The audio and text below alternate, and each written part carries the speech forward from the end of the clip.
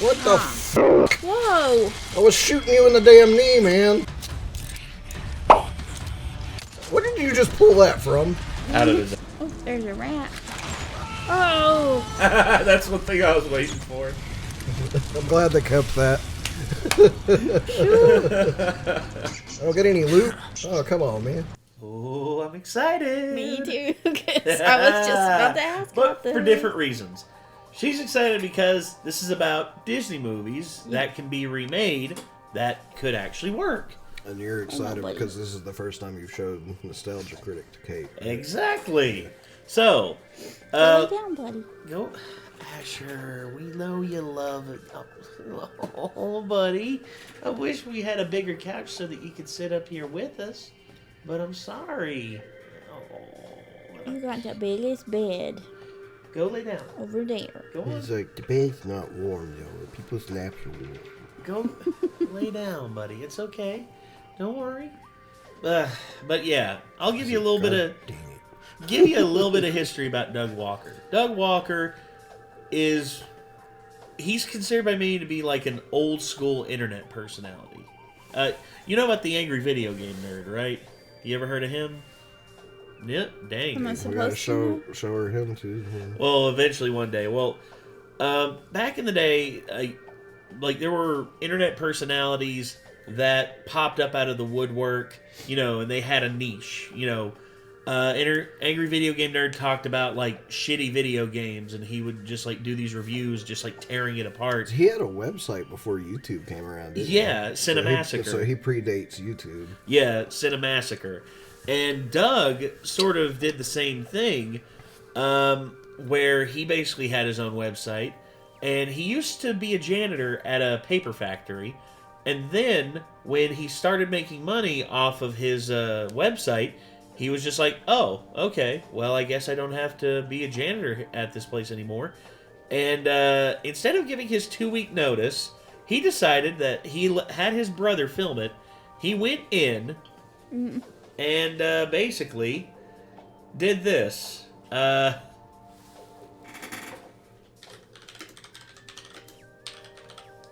we go. He basically walks in, and basically, in the middle of everything, I can't play it because of the music, but walks in, stands up on a chair in the lunchroom in front of all of his colleagues, and basically just grabs his shirt and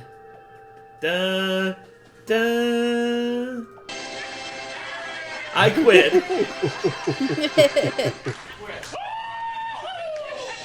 Nice. And he starts rocking out to Bohemian Rhapsody. And Nice. he goes throughout like the hallways, just like on his way out, just jamming. And then security starts chasing him. And then he gets out into the car, and he's just like, he looks at Rob, who's got the camera. He's just like, okay, ladies and gentlemen, that is what we call burning a bridge and just watching it burn. And yeah, that is literally, he burned down that bridge and can't go back. But he made like $54,000 in a month off of his website versus this job, and he was just like, I never liked this job anyway. Fuck What was he doing? I quit. What was his job? Oh, he was a janitor at a paper factory. Janitor. Okay. Yeah. And you see, Doug's a very talented artist. Like, he can draw really good and everything, but Doug has not been short of his... Yeah, well, he did this, and he went off, and he became like an internet legend with his show and everything. A lot of people really loved him in the beginning. Then a few things happened. He started something called thatguywiththeglasses.com. That was his new version of the website. And he basically invited people in to be a part of that website, and it would operate on like a weekly schedule. Doug would upload this day, Angry Joe would upload this day, and a bunch of other people, like Film Brain, Obscurus Lupa, Nostalgia Chick. There were a bunch of different people on there, and they all were contributing. But then when Doug transferred to YouTube, and he basically formed another channel called Channel Awesome, that's when things started going wrong, because YouTube changed up their algorithm, and people who were making this kind of content were, there were more people making this kind of content, and thus the ones that weren't as popular fell by the wayside. Meanwhile, ones like Doug, Angry Joe, Chris Stuckman, and all of them, they like rose to the top. And Angry Joe's still going, as Nick knows, because Nick has been a fan of Angry Joe for a long time. And not a fan of everything he said. Not everything, but I still respect him. Exactly. And Doug went through that, and all these people basically claimed all this bad stuff was happening behind the scenes. Doug released a thing, it was basically like an attempt to cancel Doug Walker and cancel like his channel and everything. And he came through it, but a lot of people were talking trash about him because they didn't have the full picture. And then later on, people started making fun of him, like his voice and everything. Like Oni Plays is a Chris O'Neill. He's an animator who does like gameplay stuff. He started making fun of Doug and like emulating his voice, like going just like, and he did it perfectly. And everyone was just like showing it to Doug and just like, how does this make you feel? And Doug's just like, it's funny. The guy does a good. He's just like, when I scream like a raving maniac, I do sound like that. Yeah. And Doug took it on the chin, took the criticism, and now everyone respects him again for the most part. And it just goes to show you, this guy started back in like. That a lot of the people who were trying to call him out pretty much got caught with their pants down in live. So that's another thing too, and a lot of the accusations levied against Doug were basically dispelled with proof. They said stuff happened. Doug said no, they didn't, and here's the receipts to prove it. So basically, yeah, he avoided that. But just the fact that he's been on the internet and has been making content like this for almost 20 years now. I mean, think about that. Longer than I have been out of high school. This guy's been on here making content and just been killing it for so long. But Doug is someone that I greatly respect as a creator. And, we are going to be watching one of his videos here. And this is Top 11 Disney Remakes That Could Work by the Nostalgia Critic. Also, the Nostalgia Critic is his character that he created. So, okay, anyway. Gotcha. This episode brought to you by HelloFresh. Delicious yes. pre-measured ingredients and simple chef-made recipes delivered to your doorstep every week. if only I could afford it. There's Malcolm.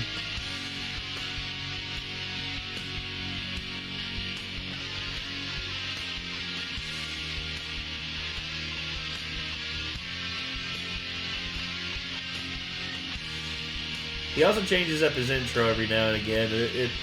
I just keep wondering what he's going to do always next. keeps this riff though that I've seen.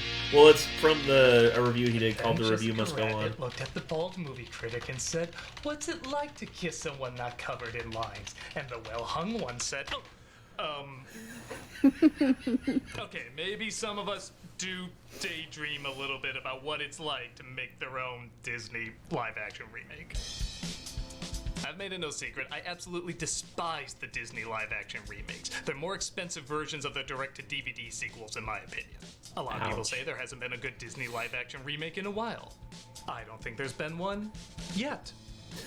Even the ones that have a lot of good stuff in them, like Cruella or Pete's Dragon, are still hard for me to actually say work as a whole. With that said, I personally, as a fan of Alice in Wonderland, really enjoy the first Alice in Wonderland live action. Fair. And I would say Jungle Book, the Jungle Book live action one for me was also Mowgli? pretty good. It was not No. I will at least give it that it was not bad. No, not Mowgli. That was it on necessary Netflix. or was it really great?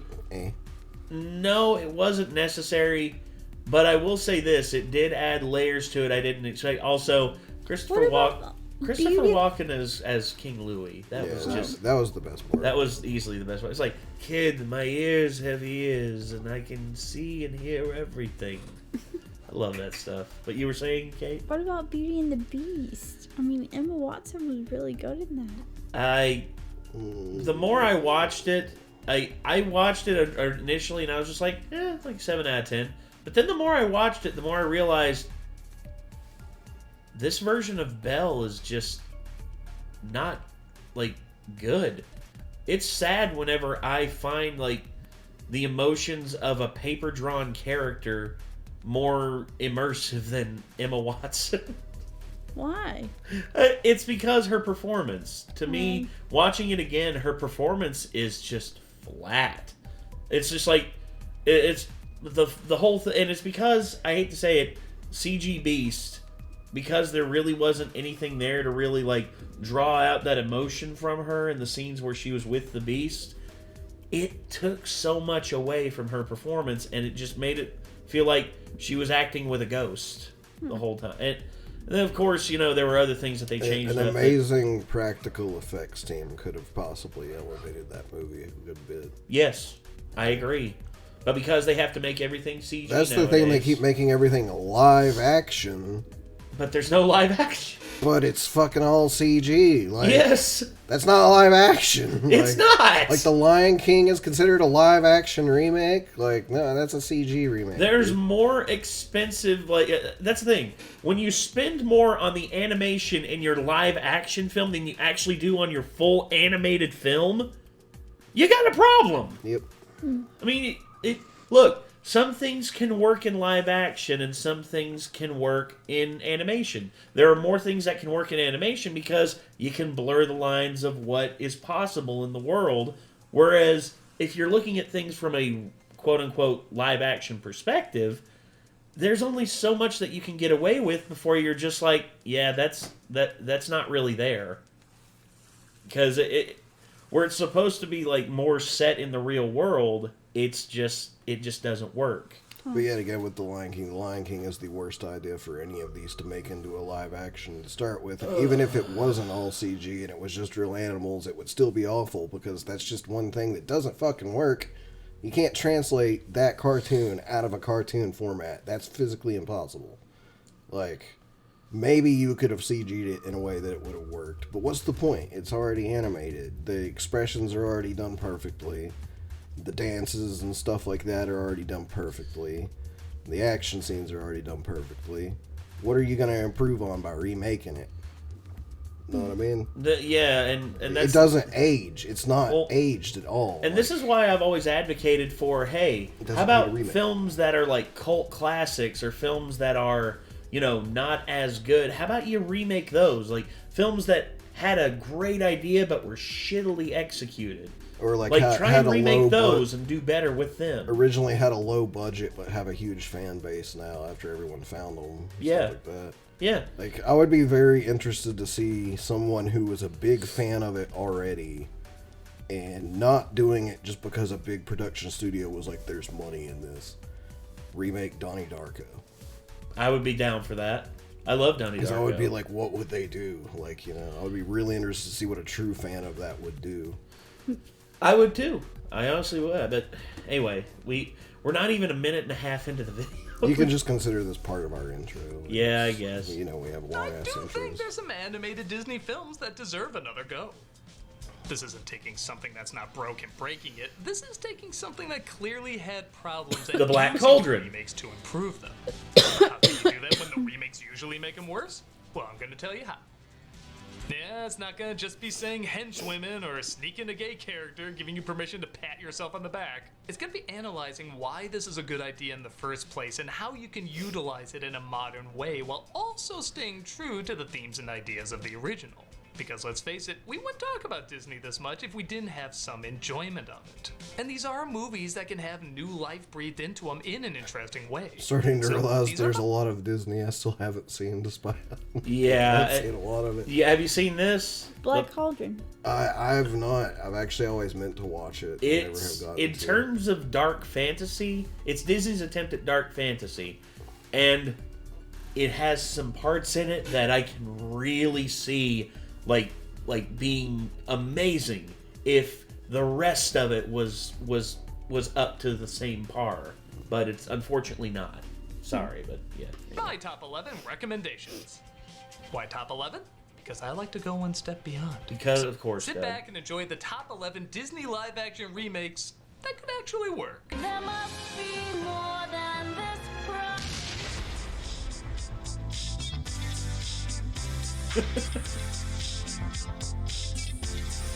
Number 11. What do we got? Meet the Robinsons. Oh, Ah! I love that Creative movie. idea that just I could didn't see have that. enough focus. A little boy inventor is sent to the future by a mischievous kid who has a very eccentric family. But an evil That's villain putting right it out of a lightly. Dudley Do-Right cartoon wants to be an inventor himself and tries to steal their ideas. The premise has possibilities and a hammered-in, but still very sincere message.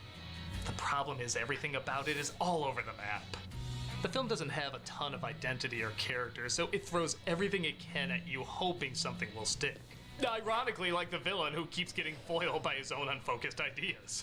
Because there's so many characters in this family, though, and the idea is that they're not only supposed to be odd, but odd in the future, there can be a lot of imaginative personalities and jokes. There's a weird scene where the family gets in a kung fu fight during dinner, complete with bad dubbing. Your skills are strong, but not strong enough. Your words do not threaten me, brother. It doesn't work because it doesn't say anything about them. But if one is obsessed with old movies or martial arts or something like that, then this might be funny. It just needs a lot of little tweaks like that. Sometimes it does make the biggest difference is little tweaks that plant an idea, but then whenever something like that is executed, you're just like, boom! It just your mind goes off to the races, and you're just like, oh, what are they gonna do here? And then you're engaged with it. Yeah. But if it just comes out of nowhere, and you're just like, you're more confused than you're enticed. I get what Doug's saying. And honestly, with this setup, you could get some really creative visuals and fun world building. You just have to have a good blueprint and cut back on a few ideas rather than just saying yes to everything. I mean, the whole message of the movie is keep moving forward, and this was not a big hit when it came out. So, I say, keep moving forward. Try Give it again. another chance, fix the problems, and maybe it can have another life in live action. I don't think this will turn out a masterpiece or anything, but I think it could turn out a pretty fun and, inventive flick. That's something that if they made a live action version of it and it looked like they decided to really try hard with the concept, I'd be interested in seeing it. I would as well. I haven't seen the original, but like, It's pretty good. Yeah. Like I said, it's very.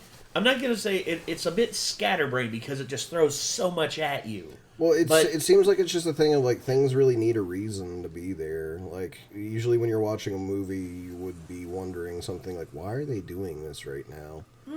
But yeah, like as long as they include a reason that makes sense, like, oh, because of that. Like it's like, why are Yes. they doing this kung fu scene right now? Oh, because one of the characters likes kung fu movies, and that's them imagining this happening. Yes. Like, And that's my thing is just like it, and also show don't tell. Like it's not like you have to like expose, like just be like through exposition, just be like, oh, that's Ted. He really likes kung fu movies. You don't have to say that. Instead, you can just have show like him sitting there watching them, one and like. he has posters on the wall and stuff. Yeah, of there's like people in like kung fu poses and stuff like that. Yeah. Then all of a sudden the mom comes in and is just like, turn it off, time for dinner. It's like, oh, come on, let's just get into the good part. Hey, who's he? I think it's definitely worth retooling. I agree. I very much agree. Good pick. Is he going to use that for every single Number one? 10. That's going to get so old by the end of the video. We'll see. At least it's not the full Johnny intro. Appleseed. Ah, It was part of the that's film so- Melody Time, and I'm pretty sure Very it that's was all old. the a time. feature-length film until they had to make budget cuts. The short is very wholesome and well put together, but Yeah, like I said, it is short. very. There's amazing visuals and beautiful music based around the selfless acts of a real person we know very little about. I'm not saying you have to have the cute cuddly animals or anything, but I do feel like it's an idea you can grow up a bit while still holding on to the thrill of exploring. It'd be interesting to see all the challenges he comes across while doing this. Work in as much fact as you can, but at the same time, work in a little folklore because that is kind of what he's become. I think Yeah. people would be okay with it. The Yeah. Guardian Angel would be the only thing you'd really have to make a choice on, but even then, you could make him a stranger that pops up giving advice and could be interpreted as an angel, or maybe not. Or maybe he has some close calls and he assumes his angel is looking after him. Hold on. You could make the Guardian Angel. Hold on. Let me look at the timetable real quick. Hold on. Johnny Appleseed. There he is. Johnny Appleseed, an American missionary.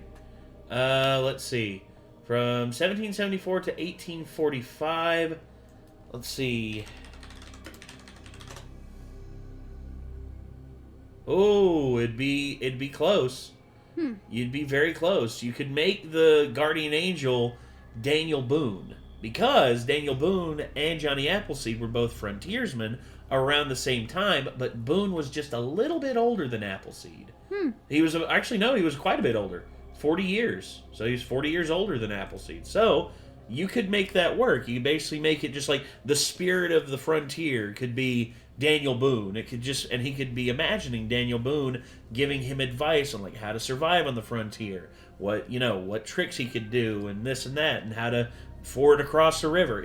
Yeah, there's a lot of stuff you can do. Yeah. And I think that could work. I think if you wanted to do that, I think that could be the answer to the guardian angel. I don't know. There's possibilities with it. Even the songs you could technically work in. Every musical number is a folk song you would see somebody singing back in those days. Like Johnny sings a tune while planting trees, the travelers would naturally sing. And the party sequence would obviously have music too.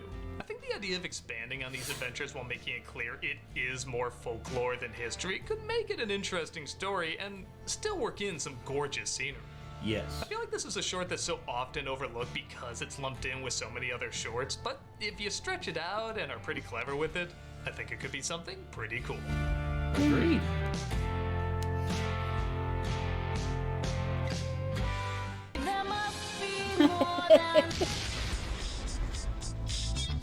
Number 9.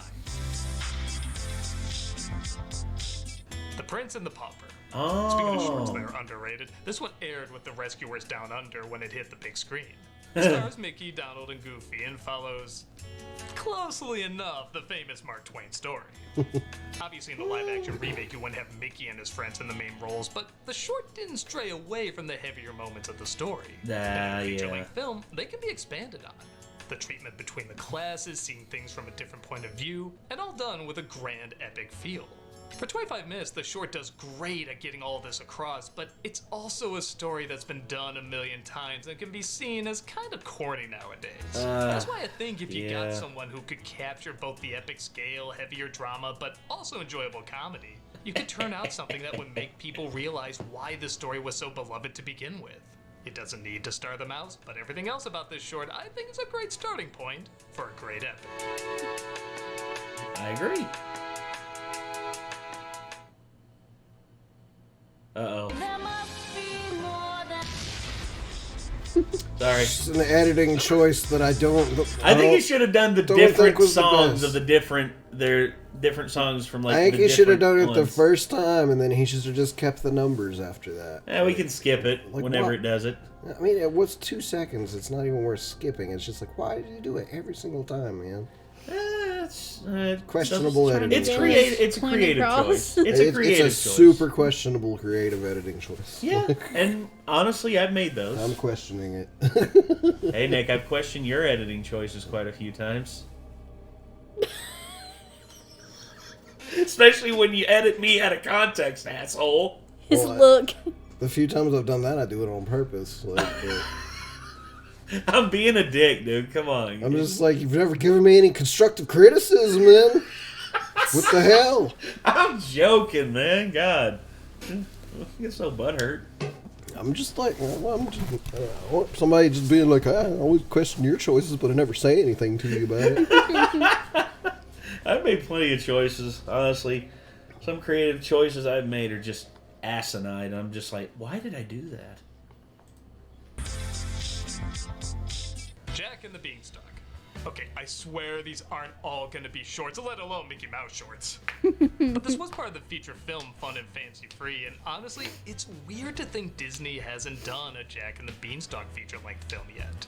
Now, it goes without saying again, this would not star Mickey, but you could still have the archetype of 3 friends who climb the beanstalk instead of just Jack. If for any other reason to include a scene of someone going berserk like Donald's freak out that went viral. Yeah. Jesus. That's scary. The short is yeah. a lot of things as a kid. There was some disturbing stuff in older Disney films. It's just like, ooh. Yeah, there was some things I was scared of when I was a really little kid and saw some of them.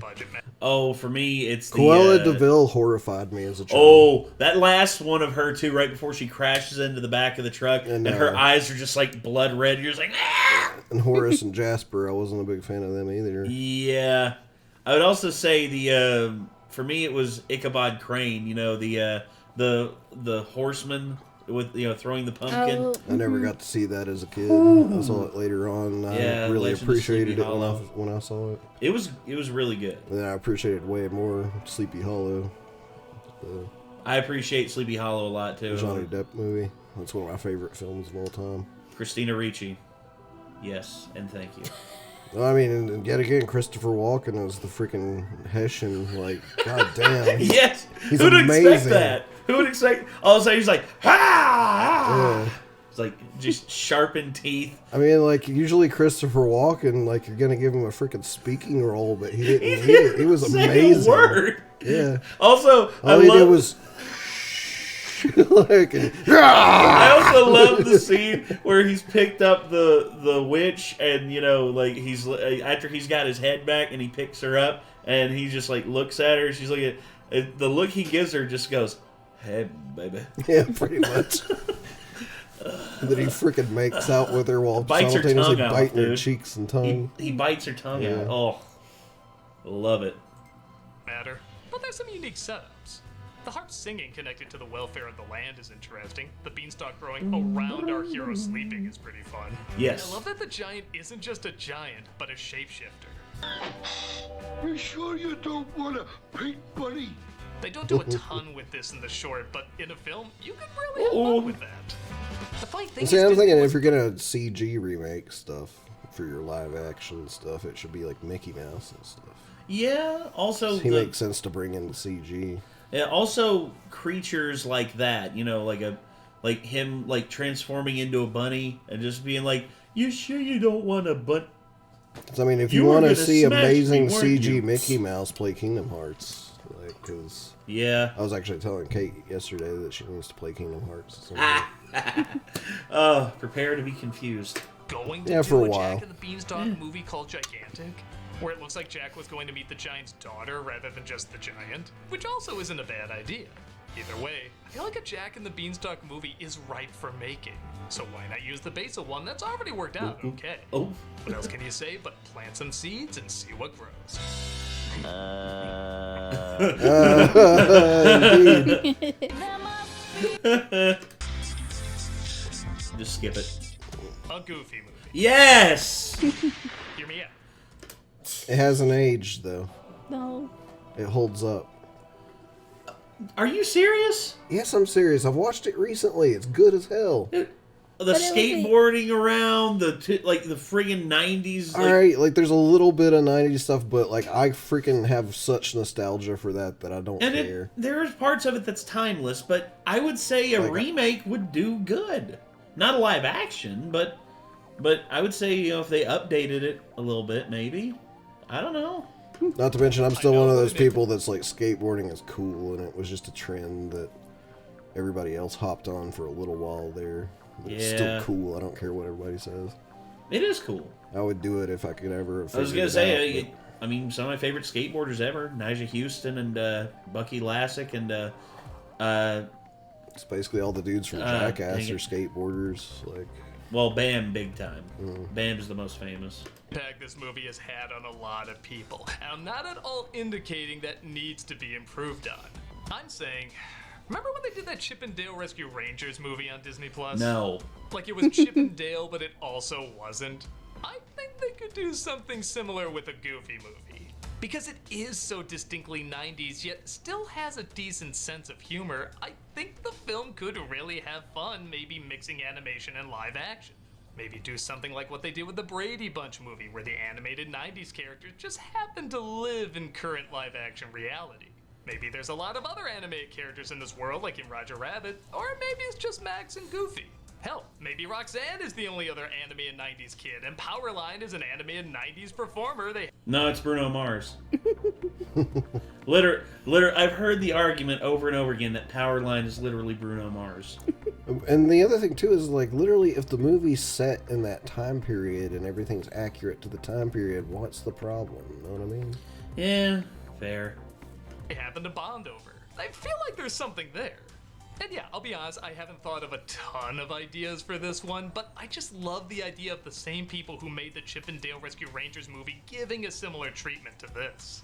I think it can be a lot of fun, especially if you just let these writers with their weird sense of humor go off unhinged. It's an odd choice, I know, but I have a feeling it can make for a highly enjoyable flick. It's a crazy idea, but if you get the right crazy people to work on it, it could also be a lot of crazy fun.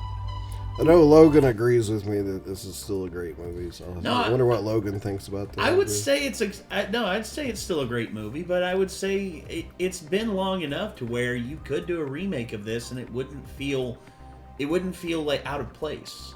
Because it's been over. It also just wouldn't years. feel super necessary to me, because like you say, it's like, why not remake things that were questionable, you know? Fair. And I don't consider Goofy movie questionable. I consider it like really, really good. Well, this is one of the rare occasions where a film has aged and only gotten better. Because I remember watching it when I was a kid, and I thought it was okay. Watching it more as an adult, I found myself gravitating towards it more. And I'd say today, Asher. Hello. Asher, what? This boy just cannot be denied. Look at him. Look at that. Oh my goodness. So watch out, I'll put my paw on your keyboard. Don't do that now. That would not be good. I've done it before. But I'd say the biggest obstacle would be figuring out a good plot line to throw them into. No. But I would also say this by itself is still like, and also people don't talk about an extremely goofy movie. You know, the sequel to a goofy movie. Yeah. I thought it was almost as good. I don't think it was as good, but I think I've only seen it like one time, so I barely remember. I'd recommend it, dude. You like nowadays, I would say it's much like the original Goofy movie. It's only gotten better with time. Anyway, sorry.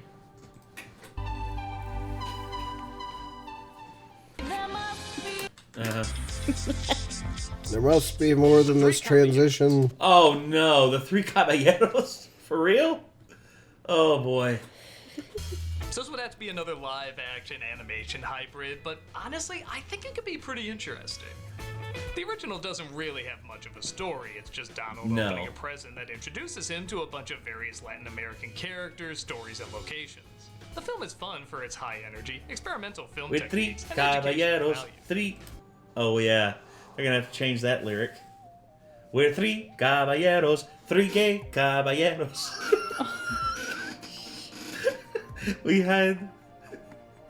We sit so nice under our sombreros. We're slick and we say so. We're slick as a peso. Who says so? We say so. The three caballeros. Sorry. I loved that when I was a kid. Honestly, I feel like it can be again. Why not have a Disney movie that isn't driven by conflict or three-act structures, and rather a flick that's like a mix between a party and edutainment? Yes. You could just do it like a Disney Plus show for little kids, though. You have to legit put some real creativity, energy, and smart writing behind it. I really miss the days when Disney would be experimental, even if it didn't always work. You could argue the original doesn't really work because it just sort of abandons any kind of focus, with the exception of Donald wanting to get laid in the end. It's a little weird. But still, if you could translate that lust for life, thirst for knowledge, and celebration of music, you could get something really unique. I heard they tried a Three Caballeros show a few years ago, and I'm not sure if they did the same thing with that or not. But honestly, even if they did, you could still do it with a movie that combines live action and animation. Like I said, I miss Disney trying something that doesn't always follow the traditional formula, and this would be a good way to hold on to something old while still experimenting with something pretty new.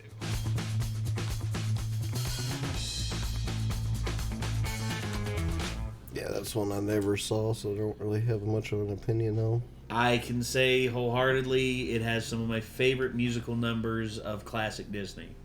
especially the Caballeros theme. Hey, buddy. Atlantis: The Lost Empire. Yes! I love that movie. Pretty much everybody agrees with this one. Oh my god! So many things that they could do to make this I've amazing. seen so many memes of people just putting their like dream live action cast for this movie up. Yes! That would be awesome. Oh, I'm sorry. I just had a moment of just like that, that just like, not aha, but I told you so. Especially God. like, so this film, like I still am behind practical effects, but obviously this film will require some CG, but Disney obviously has the team that has worked on the Marvel universe at their disposal, and they could do the stuff that you need to do for this and make it amazing. Yes. Yeah, for sure. And here's my thing with it. Christopher Nolan does this, and he's one of my favorite directors who incorporates CG, but it doesn't feel like it's overwhelming like it is in a lot of Disney films. Now, do you know what his secret is? Something real has to be there, and you add CG on top of it. Because if something is actually there for real in the scene, it's more believable than if it's just like a bunch of people staring up at an empty space. Yeah. And he's right about that. And with this, you could definitely Not to pull mention off... easier on the CG artist to line things up. Oh, probably. yes. Yeah, Oh, yes. for sure. Rotoing something in that's attached to something can sometimes be a little more difficult, but if you film it the right way, it's easier. Because Tim Miller, the guy who directed the first Deadpool movie, he purposefully filmed things a certain way so that it would be easier to CG things onto stuff that's in the scene. That's like, for example, if we decided we were going to make like a Resident Evil 4 fan film and we were going to have Mendez in it, like I would be like, all right, so somebody needs to have like a big broomstick like pole with like a head on top of it that they can be like, yeah, like at people that are acting, so they have something to look at. I know a 7-foot tall motherfucker we could get to play Mendez is probably way more than 7 feet tall when he transforms. Well, we can put him on. Well, we can. But I'm have saying him like on somebody stilts. holds up a stick, like with like a head on it, so people have a point of reference, being like, "Oh, I'm gonna get you, Kennedy." Or whatever. Yeah, it's just like. Obviously, that's not his personality. It's just sure. like, you may carry the same blood as us, but if you interfere, there will be severe consequences. Yeah, something like that. Yeah, Yeah. that's. But obviously, he's bobbing the head up. Yeah. So then they're looking at the It's head. just like you may have to. Too much.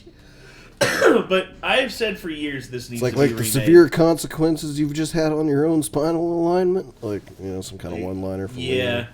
But this here, man, I have said for years this needs to be remade. Years, because the whole the characters are awesome. The set, I can imagine the sets and everything just being so awesome and so amazingly just detailed. And then of course, the mystery of the power of Atlantis. That's another thing that they could. Anyway. I'm gonna shut up. What I think works and what I think doesn't work, but whatever your thoughts, there's a lot of potential for this in live action. Yes. The animation is For wonderful sure. and distinct, but I'll admit, I do kind of wonder how some of this would look in the real world. I feel like the film was trying to grow up the Disney audience a little bit, but it still held on to a few too many of the kid-friendly tropes. If they take the angle of, say, the first two Pirates of the Caribbean movies, I feel like this film could be a pretty badass adventure. While the original felt like it was leaning a bit more towards kids, but grown-ups could enjoy it too. The live-action one could be leaning more towards adults, but kids could enjoy it also. Story-wise, I would get rid of the lame surprise villain at the end. It just always felt forced and dumb to me, but maybe you can make the villain a supernatural entity they discover below, or maybe you can have another team searching for it, like the bad guys in the Indiana Jones movies. Or honestly, maybe you don't even need a villain. Agreed. Just have the two worlds try to learn and interact off each other, and maybe the differences between the two worlds could be the conflict. Whichever path they'd go down, I think a lot of people would get into this movie if it went the PG-13 route. Yes. It got pretty tough and gritty while still holding on to a decent sense of humor. The characters and most of the plot points could stay the same, just make them a little less slapsticky. Look I'm what you've guessing done I to did my enjoy dad. the original because I really did.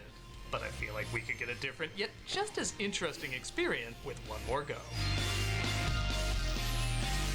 I really think they need to put the MCU's like environmental effects team at the very least on that if they do ever do it though. Yes. Well, when you see what they did for like what they did for Asgard, what they've done for Guardians of the Galaxy, what they did for like Loki, yeah. Like, There's Loki's so many one of ways my favorite ones in terms of some of their environmental shots that I was just like, oh, that looks amazing. Yes. Yeah. And I think it could work very well. Shut up.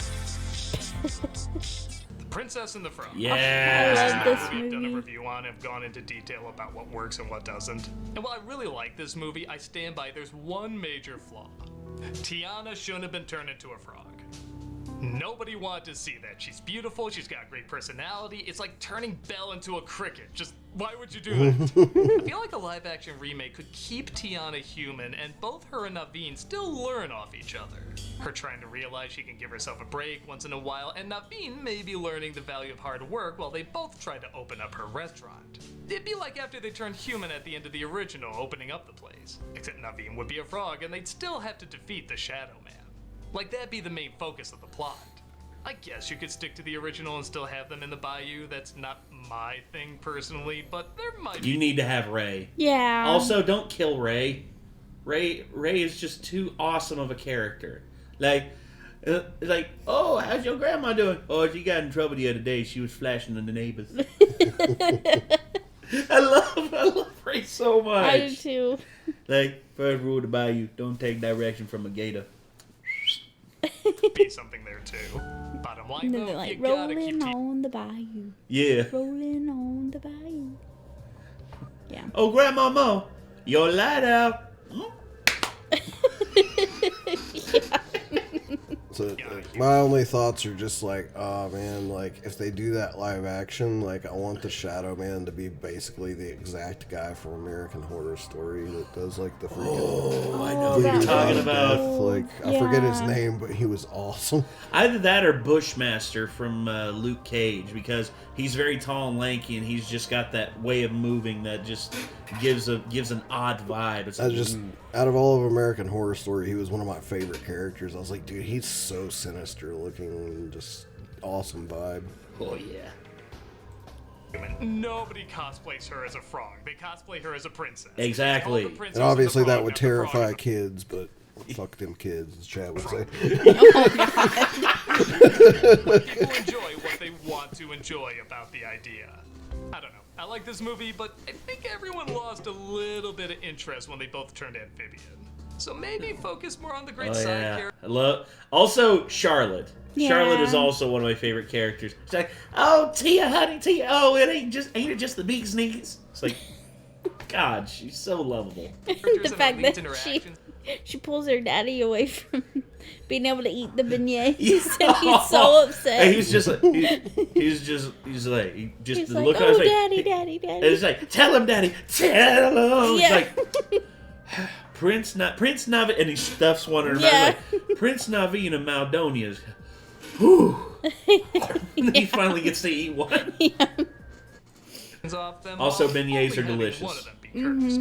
It's save on effects, and I think it's more what people are looking for. In an age where we keep remaking movies no one has any interest in being remade, I say give the audience what they originally wanted for this movie. I can see it. Oh yeah, my belle Evangeline. Yeah.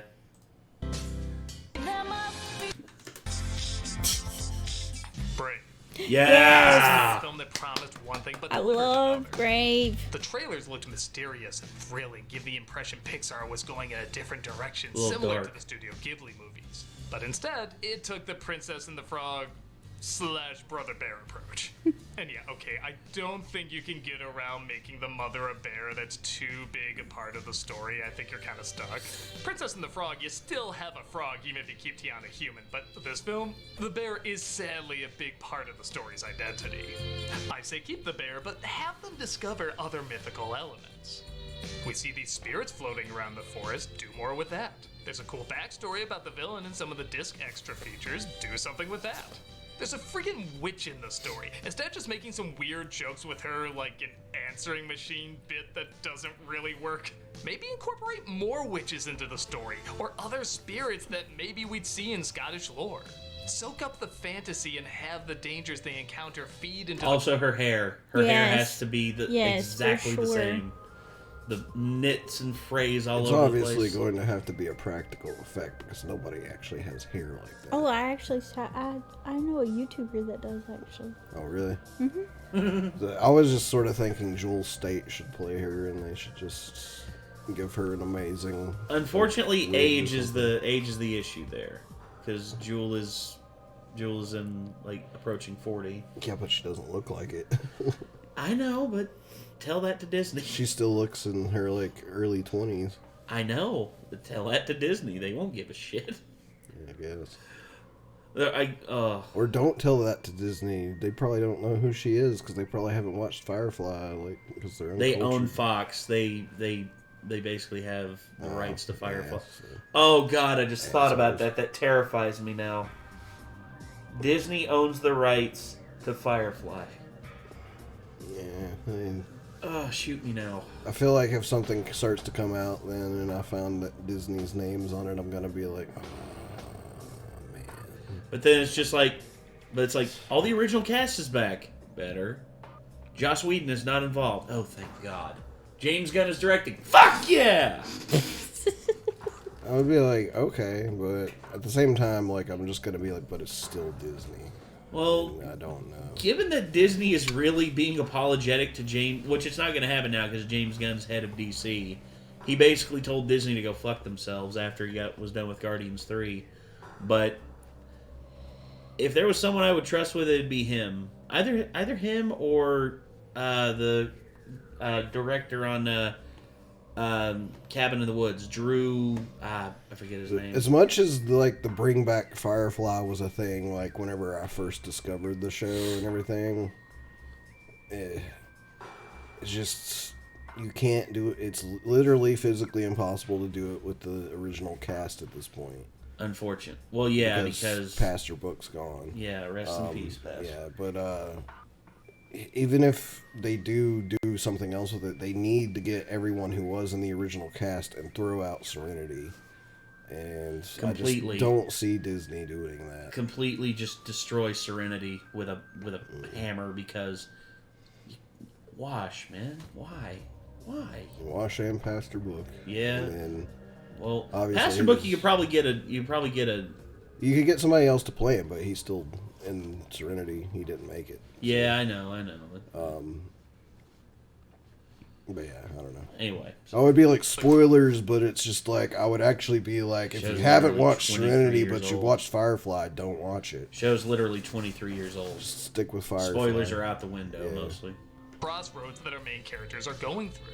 Why have them just stuck in a castle, especially when the lead says she doesn't want to be stuck in a castle, she wants to go exploring?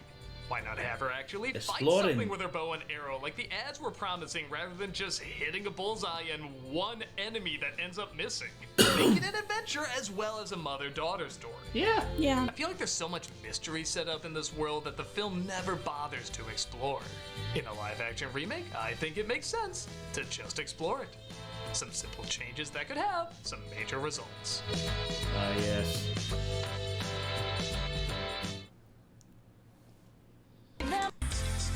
The Black Collar. Yeah! I know there's a decent amount of people who really like this film, and fair enough, but even fans acknowledge there's a lot more to be discovered in the books. For sure. The books, yes. There's parts of, I've read in the books, I'm just like, why was this not in there? They could have done this! Oh. Anyway, sorry. The Chronicles of Prydain are supposed to be really, really good, and give more insight into the world, characters, and story than the film did. I'll admit I haven't read them, but seeing how I wasn't the biggest fan of the thinly layered / pretty annoying characters of the flick, I'd love to see something that's more faithful to these. Actually, Tim Burton was called in to do concept art on the movie, but they used none of his designs. How funny would it be if he came back years later after already directing 2 live-action remakes and ended up doing this live-action remake? That would be cool. Not that his live-action remakes were especially good, but I stand by if you give him a good script, he can turn out a good movie. I feel like we barely scratched the surface of what's in this world or what these characters are all about. How cool would it be to explore it more and really give these leads some depth and intrigue? Yes. I really want to like this movie based on its creepy backgrounds and dark tone, but there just wasn't any meat to the story or characters. However, maybe there would be if they made them more like the books. The film wasn't a financial success. In fact, it was one of Disney's biggest failures. What a redemption arc it would be to come back with a story not only closer to the books, but harness the cult following this film has slowly grown over the years. Keep it dark, keep it menacing, but just go, you guessed it, buy the book. Yes. Oh. Oh, he did it for me. Number one live-action Disney remake that could work is The Hunchback of Notre Dame. Oh. I love that one. Also, I need to rewatch that. I yeah. haven't seen that in so long. Also, I'll say this: the stage play that is based off the Disney musical changes up the ending to be a little bit more like the book. Oh. And they could redo that in the live action. It keeps moving. Yeah, they could.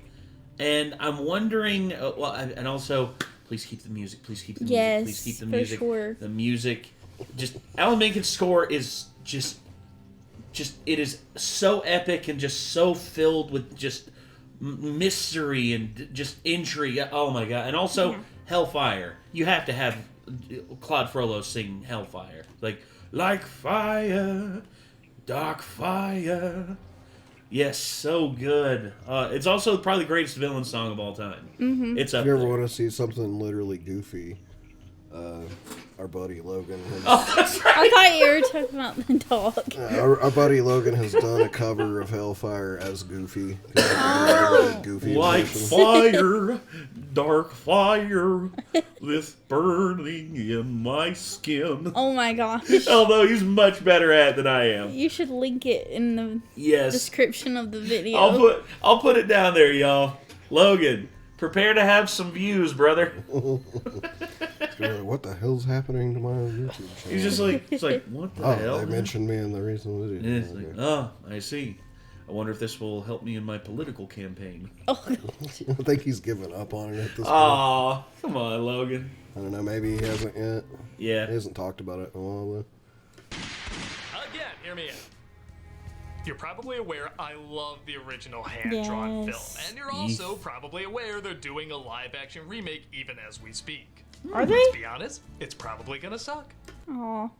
Who's directing it?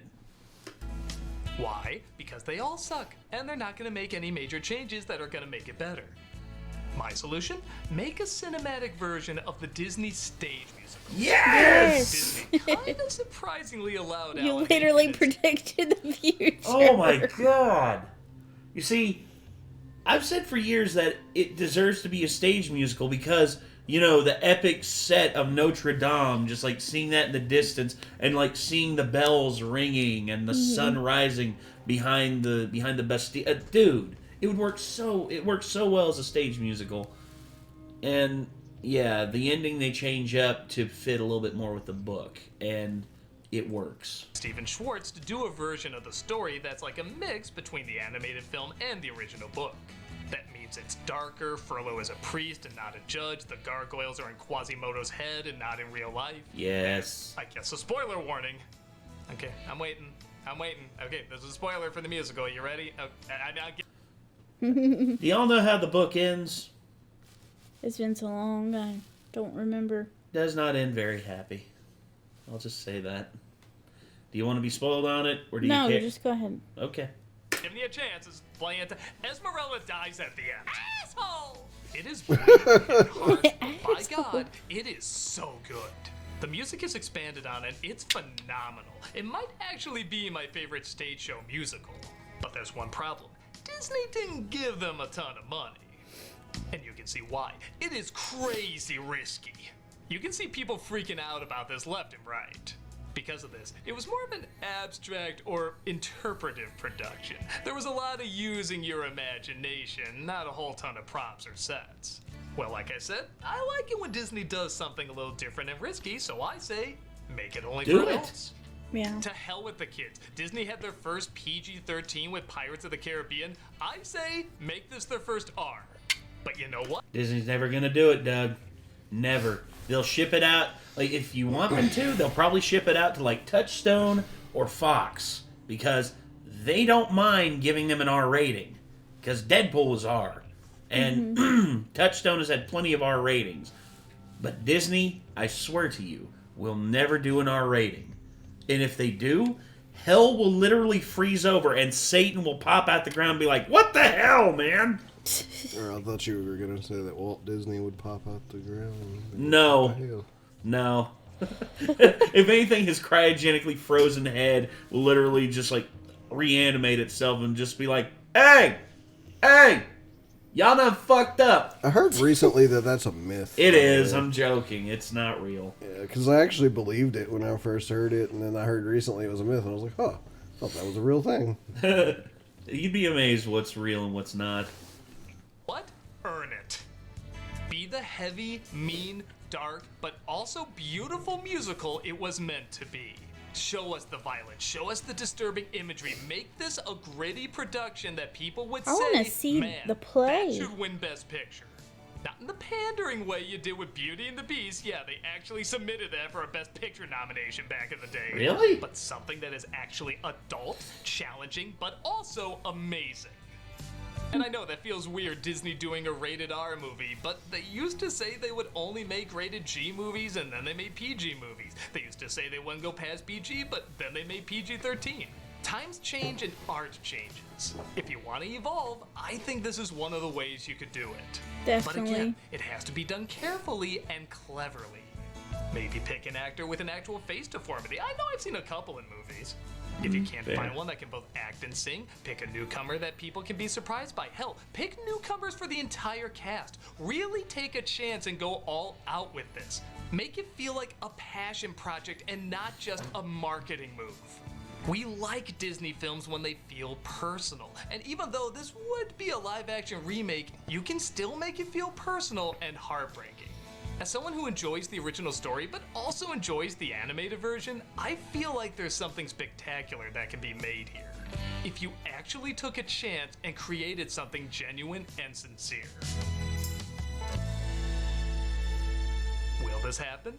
Unlikely. In fact, will any of these ever come to light? I don't think they will. But I love what Disney stands for and all the quality stories they've made in the past. But all those quality stories do come through a lot of rough patches. Disney has not always been number one in the game. They've had a lot of ups and downs like any company. And sadly, it does feel like that's kind of what they're going through now. But they do still have some new ideas they're trying to get out. They're just not guaranteed safe moneymakers. But you know what? Your guaranteed safe moneymakers aren't always guaranteed safe moneymakers anymore, so might as well Very take true. a chance on quality. Because if this repeat of bare minimum after bare minimum continues, sacrificing new and exciting for recycled and cautious, then slowly but surely we'll see our beloved storytellers suffer the inevitable closing of the book. With that said, what do you think? Are there any on this list you agree with and you disagree with? Are there any Disney movies you think would actually make a good live-action remake? Or were they all just bad ideas from the start? Let me know your thoughts below, and maybe somewhere down the line we can start getting Disney back on track. I'm the Nostalgia Critic guy, remember? So you don't have to. I live here. Yeah, he's not in the office. He usually is like in front of like a blank wall behind him. That's one of the first ones I've seen. I've seen him like do entirely in his office. That's really but I agree with most of those. I agree with most of them. There's a few I could see like you'd have to workshop a bit to really make it work and mold into into something that could be cohesive. But what did you think, Kate? I definitely agree with the Princess and the Frog remake. Mm-hmm. Then Hunchback of Notre Dame. Mm-hmm. And then, actually stay true to the story like you were saying. Yes. In Atlantis. Don't forget Atlantis. And, oh, yes, Atlantis. The Black Cauldron as well. That one would probably be my favorite. Oh, yeah. Because that's one of my favorite, like, Disney movies. Brave, another one that could Brave. that could be done live action. The ones where he used, like,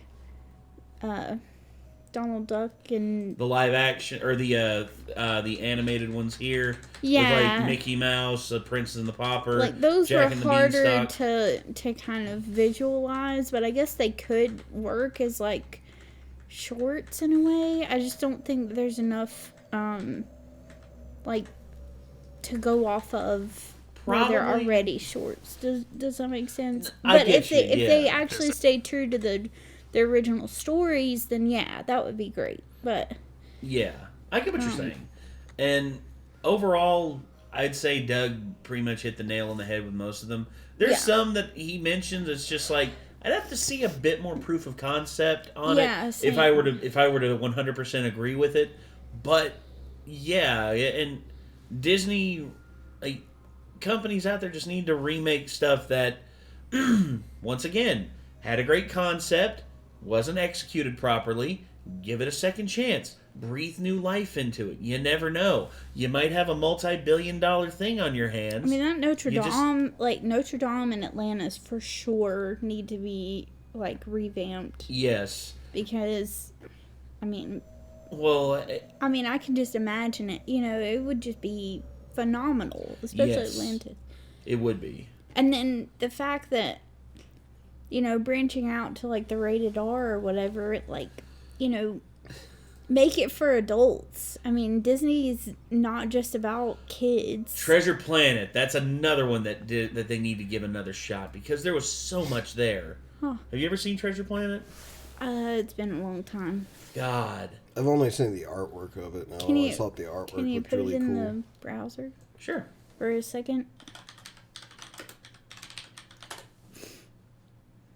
Yeah. Yeah, I've seen it, but it's just been a long, long time. I would love to go back and watch that. And yeah, this, God, dude, there's so, like, just this image alone, just the poster image. Hold on. Looks like a Final Fantasy cover. Mm-hmm. Yes, it does. It does. It's literally one of like that right there. Look at that. Yeah. How do you not get inspired? How do you look at this and not get inspired? That is. Oh, yeah, that would be so cool. a very good remake as well. I need to go and rewatch that movie. I need to as well. It's been so long. 2002. Yes, 21 years. You know what I wouldn't mind I watched seeing this with in that, theaters. rather than a like live 8. action remake, What's that?